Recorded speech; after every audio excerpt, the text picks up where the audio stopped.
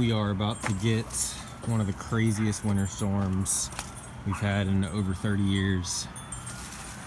They're forecasting temperatures down to 19, which I've never seen before. It's going to be devastating for the citrus. So that's why I'm up here on a 12-foot ladder with a 6-foot rake, trying to get every last one of these citrus fruits off the tree, because they're going to freeze solid, and it's possible that I'll actually lose a few trees. This tree here is old enough that it's probably just going to suffer some damage, but some of my younger trees and some of the less cold hardy types are probably just going to die, and that's very unfortunate. We're still kind of on the edge here where citrus is a little bit of a gamble. If you're near some of the islands or on some of the islands, it's a little bit safer. Too close to the beach type of thing. This tangerine tree is significantly taller than the house, and as hard as I try, I'm not going to get every one of these off of here. But shout out to Midwest Rake. Midwest Rake is one of the best pieces of farm and garden equipment I've ever purchased in my life.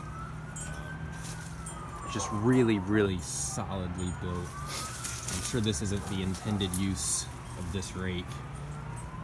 It's also a terrible practice to use a rake to harvest fruit off a tree, but I got all the ones I could reach using pruning shears, and I just can't reach the rest of them. I'm on a 12-foot ladder standing on the highest step, which you're not supposed to do.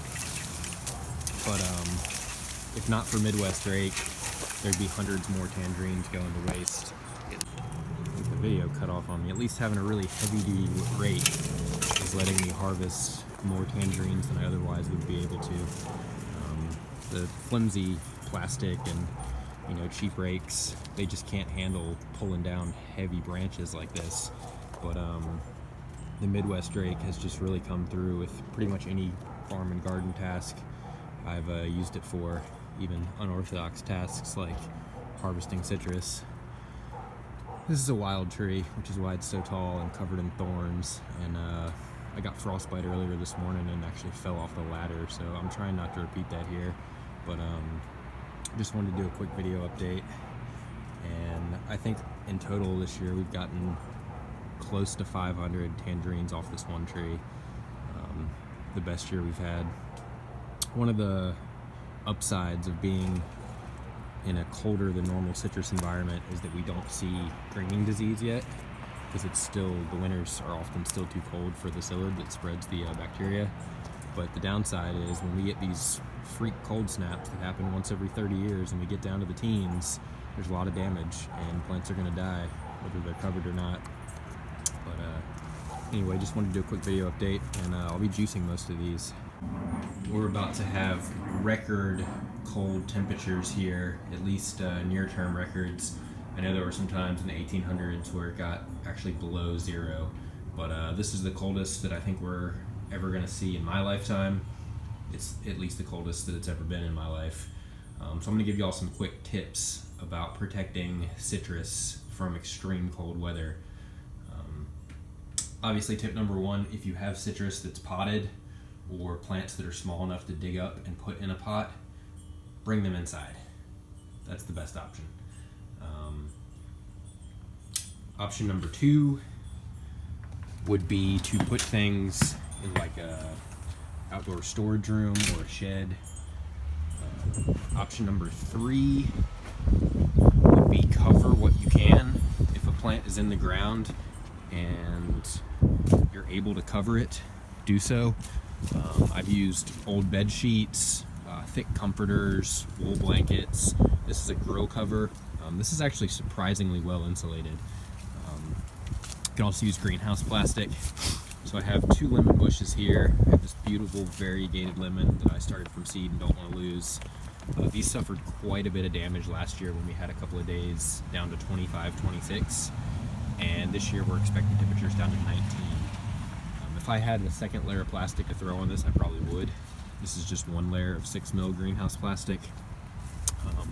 I might actually try to find a little bit more to better insulate this, but this is better than nothing. I think the grill cover is actually going to work out better than the greenhouse plastic, but that remains to be seen. For some citrus that's in the ground, if it's too large to cover,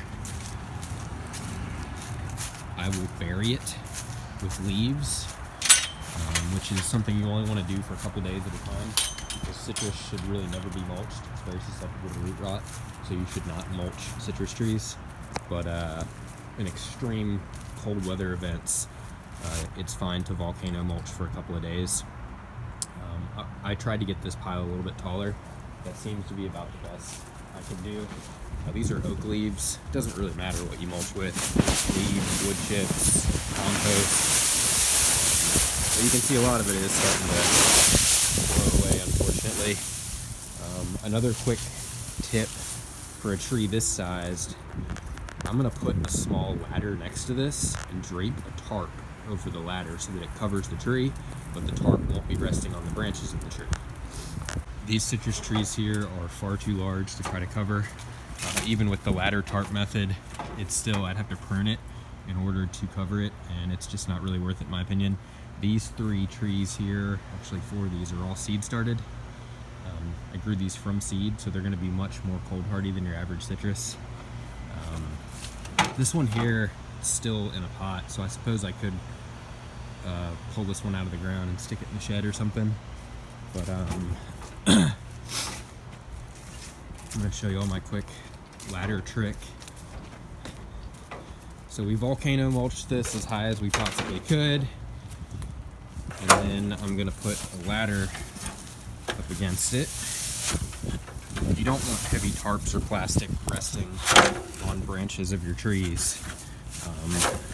Contrary to popular belief, covering things in the winter actually does some damage to the tree or the plant. There's a lot of people who, they see, oh, it's going to be 35 or 32, we got to cover everything.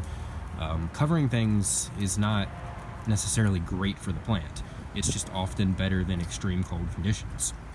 But on days where it's only going to be like 32, 30, 28, I don't really bother covering much of anything. But because we're going to see 19, I'm going to do some covering. This ladder trick is especially important if you're expecting a lot of rain or snow in addition to just freezing cold temperatures, especially for a small citrus tree. This one here is from the nursery, so it's a lot more delicate than one of the wild type ones I start from seed. And this is a grapefruit, so it's not going to be as cold hardy as, say, a trifoliate orange or a tangerine. If I were to just put this tarp or plastic over here without the ladder, and we get a lot of rain or snow, anything heavy, that moisture weighing down on the tarp could easily snap a bunch of these branches. If I had 2 ladders, I'd put 2 under here. But we're gonna have a lot of the weight of the tarp rest on the ladder so that all that weight isn't putting pressure on the tree. So you can see this is our finished product here. We have most of the weight of the tarp resting on the ladder. Everything is all tucked in. I tucked the tarp underneath the ladder, secured that with some heavy wood, bricks, cinder blocks, whatever you got. Nice plug, make sure that's secure so that the wind doesn't get to it. But yeah, that'll provide probably 8 to 10 degrees of protection. So normally a grapefruit tree out in the open isn't going to like anything below about 28. This will get you down to about 20. And we're expecting 19, so I might even see some damage on the new growth. But this is fairly well protected. A couple other tips I'm going to give you all about citrus in the cold.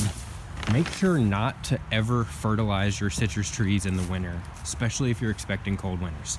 A lot of people are like, oh, well, citrus flowers in the spring. I should fertilize heavily in the fall so that the plant has a lot of nutrients to put out flowers in the spring. There's some truth to that about putting down fertilizer in the fall, especially if you're using, a slow release organic fertilizer so it breaks down all winter. But flushes of nitrogen are going to cause new growth, and new growth is much more susceptible to cold. So if anything, you want to limit nitrogen inputs before cold weather.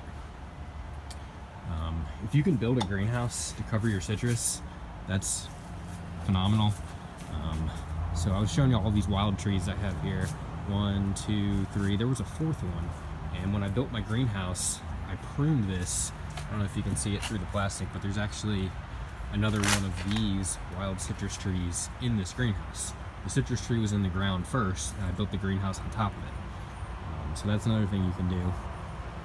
I think that covers most of our tips. If it's a potted citrus plant, bring it indoors. If it's small enough that you can dig it up and pot it, bring it indoors, do so. If you can get things in a storage room or a shed, that's better than being out in the open. If you can't move your citrus, go ahead and try to cover it with plastic or tarps or bed comforters. You can also boil pots of water and bring out boiling water and put it at the base of the tree. I think that covers most of our cold weather tips. Don't prune your citrus before extreme cold weather if you can help it. We talked about mulching heavily. Just don't leave that mulch on there more than a couple days. You only want to mulch citrus for extreme cold weather events, and then you want to remove that mulch as soon as possible so they don't get root rots. I think we talked about how wild citrus trees are always going to be more cold hardy than cultivars. So if you can start things from seed, that's great. You're going to get extra cold hardiness that way. If you are going the cultivar route, look for things that are frost hardy. There are some now. There's Arctic Frost Satsuma. There's trifoliate orange, which is mainly a rootstock, but it imparts cold weather tolerance to the scions cultivars that are grafted onto it. Lemons and limes are your most cold sensitive, so you want to really protect those. Things like tangerines are a little bit hardier. Oranges and grapefruits are kind of in the middle. But yeah, I think that covers most of our cold weather citrus tips. So good luck to all of you citrus farmers who are about to experience this Arctic weather for 2 weeks. And don't give up on them. You know, you might see that some of your citrus look completely dead as doornails. They might be, you know, all the wood just completely devastated. You might be surprised. In a few months, you might see some shoots come back up from the rootstocks. And yeah, that's awful because you lose most of the tree, but it doesn't necessarily mean that the roots underground are dead. I had that happen a couple years ago. We got down to the low 20s. I think it was 21 for like 2 days straight. And I had a couple citrus trees that were outside that looked completely dead. And I was convinced they were dead. And I just didn't have the time to mess with digging them up and planting something else. And lo and behold, like 3 or 4 months later, I think it was like the middle of May or the beginning of June, I started seeing shoots coming up from the roots of the citrus that I was convinced was completely dead. So it definitely sets you back a few years in terms of growth timeline if that happens, but don't assume it's dead just because it looks dead. There's a chance that those roots will send up new shoots when the weather gets a lot warmer. But anyway, good luck to everyone.